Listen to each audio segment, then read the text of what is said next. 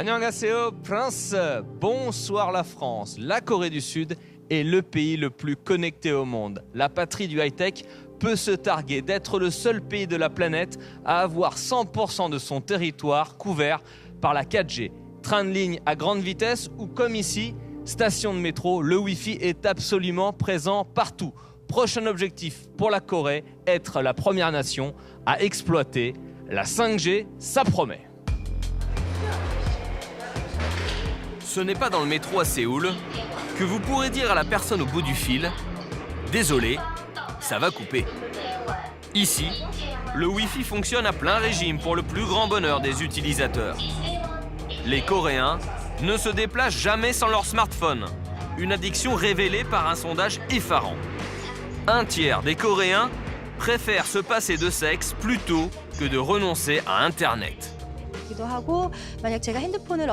Au bout de 30 minutes, sans mon smartphone, je me sens perdue. Je deviens nerveuse. Sans téléphone, on s'ennuie vite. Par contre, pour ma fille, je fais attention. Je fixe une limite. Pas plus d'1 heure pour ces vidéos et nous, les parents, on en profite pour avoir la paix un petit moment. Le portable simplifie notre vie.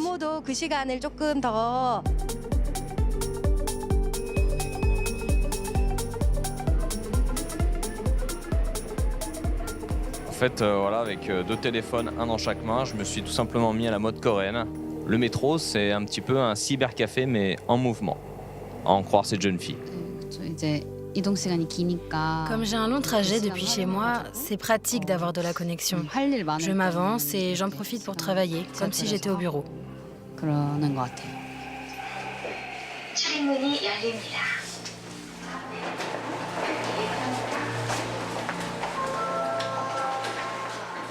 Est-ce que vous êtes fier d'être le pays le plus connecté au monde? Personnellement, je trouve que c'est plus un inconvénient qu'un avantage. Ça chamboule trop notre mode de vie. Tout va toujours plus vite. Je trouve ça triste que l'on oublie nos valeurs et nos traditions. Moi qui suis français, étranger, c'est vrai que j'aimerais parler avec des gens dans le métro, mais je vois tout le monde avec son portable. C'est pas très engageant pour entamer une conversation. En fait, on n'est pas habitué à discuter avec les gens dans un lieu public. Même sans téléphone, on préférerait prendre un livre ou un journal plutôt que de parler avec son voisin. On est comme ça. Ce n'est pas une question qu'il y ait du Wi-Fi ou pas dans le métro. Champion des nouvelles technologies, c'est sans surprise que la 4e économie d'Asie a mis le cap sur les objets connectés. Au siège d'une grande marque coréenne, on se veut en avance sur son temps, avec une réalité virtuelle plus vraie que nature, pour la maison de demain.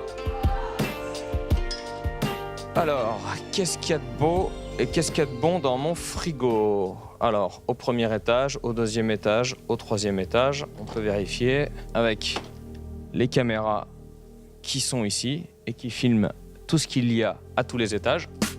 Et voici maintenant la chambre du futur avec le dressing du futur. Un bijou de technologie qui transforme un essayage en une partie de plaisir.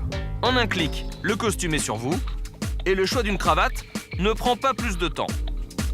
Le repassage n'est qu'une formalité. S'il y a bien un pays où on n'arrête pas le progrès, c'est bien la Corée du Sud. Pour m'en rendre compte, direction un salon d'exposants de produits high-tech, où le drone de demain est déjà commercialisé. Donc ça, ce sont, si j'ai bien compris, les drones du futur. Les drones intelligents, avec la petite caméra qui est intégrée au drone et qui évite les obstacles. C'est incroyable, il détecte tout. Regardez, il détecte la chaise, il détecte le téléphone, les gens autour de moi. C'est bluffant. Il a l'air bien drôle, votre engin, là. On peut essayer? Oui, allez-y, c'est possible. Allez. Ah ouais, là, 30 kilos, on les sent, là. Et là, on. Ah ouais. Là, ouais, là, on est tout léger, là. Là, vraiment, on sent rien du tout, là. En une pression, on peut soulever jusqu'à 60 kilos sans effort. Utilisée par l'armée et les pompiers, cette armature est encombrante, pas très esthétique, mais terriblement efficace. Robocop is back. Allez, à Séoul, ils n'ont pas trop l'habitude des vélos, alors casque et clignotant, Et ça devrait bien se passer sur la route. C'est parti.